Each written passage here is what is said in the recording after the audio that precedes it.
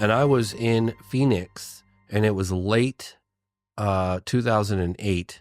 Late 2008. I was in Phoenix, and I was doing pickup interviews of that massive flyover. New witnesses were coming forward, willing to go on camera. Families that were on their lawn, lying on their backs, watching this boomerang-shaped craft. They said it was so big it took minutes to pass over them, moving super slowly, analyzing the compartments and the metal. And I was doing follow-up interviews for that, for a film I did, I Know What I Saw. And then I was going to go to O'Hare. And I was in touch with a couple of people, United Airlines, and they were like, maybe going to consider going on camera if I disguise their, but that was all I could get on it. But I was like, wow, this is really compelling. And then I got a phone call about a mass sighting that took place in Stephenville, Texas. Right. Dublin, Stephenville. And so I canceled my trip to O'Hare, which would have been really cool because it only happened 2 years prior.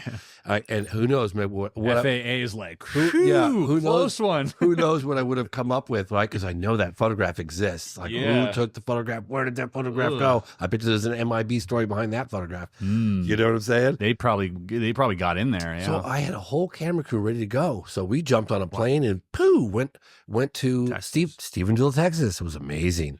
And that was like, I mean, the whole time they had a town hall meeting. Like, the town was all there. Like, it was a big deal. And the night before, so I flew my crew to Stephenville, Texas, and I flew to New York, and I went on Larry King Live. And so about that case, and of course I hadn't had boots on the ground yet, so I didn't really know what I was talking about, but I was like, did it exhibit a technology, it was massive and no air disturbance, ability to hover outside the blink of an eye, blah, blah, blah, blah, blah, blah.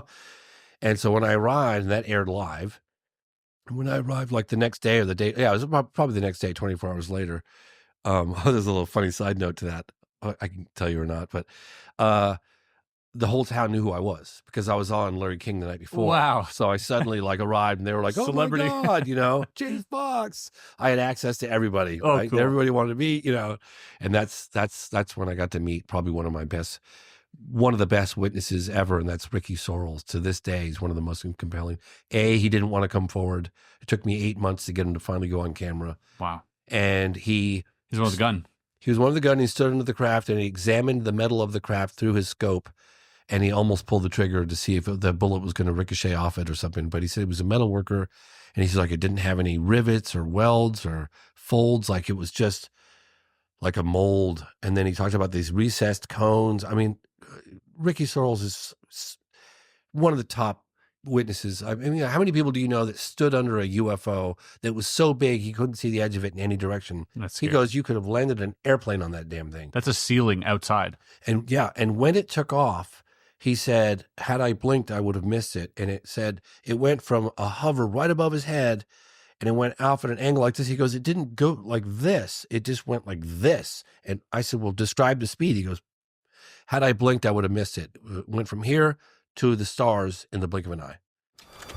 I seen no nuts, bolts, rivets, seams, no welds, none of this. It looked like a piece of sheet metal. It wasn't shiny. It was a dull, I don't know what you call it, matte finish maybe. And this is what I had a hard time with, was if something was to leave, in my mind, it should pivot up and go like an airplane would. This did not do that. This stayed completely flat, and it went at a 45-degree angle away. And it took off at such a high rate of speed that no way I can describe it as if I would have blinked. I would have thought it just disappeared. Whoa. Great case. He got spooked too. He got very spooked. Very, very spooked. This is a common thread here in this interview. Big, tough Texan, armed to the teeth. Yeah. And he was spooked. How did that happen? Well, there were a number of things that were happening to him at the time, and that's probably one of the reasons why he wouldn't. He met with me, and he would tell me what happened. He took me to the forest. He took me to the exact location where it happened. I was like, oh my God, this guy's testimony is golden. Like, this is so rare that you get to talk to somebody who stood under a UFO and examined it with a scope. Like, whoa, right? I mean, you don't get that many moments in your entire 30-year career. I was like, this guy's amazing. And he was like, the military was flying over they had helicopters flying over his house at all hours of the morning. He said he was running out in his underwear and his shotgun. They'd light him up like daylight, spotlight. He called the local Air Force base. He said, "You guys got to stop flying your helicopters over my house." And they said, "That's our airspace. We'll do what the hell we want. And we suggest you stop talking about what you saw." That's what they said to him. And I talked to the police department. I mean, that's a whole nother story. I don't know if we're going to go down that whole rabbit hole, but you can check it out. I Know What I Saw is out there. You can watch it. It's an amazing case. Amazing case.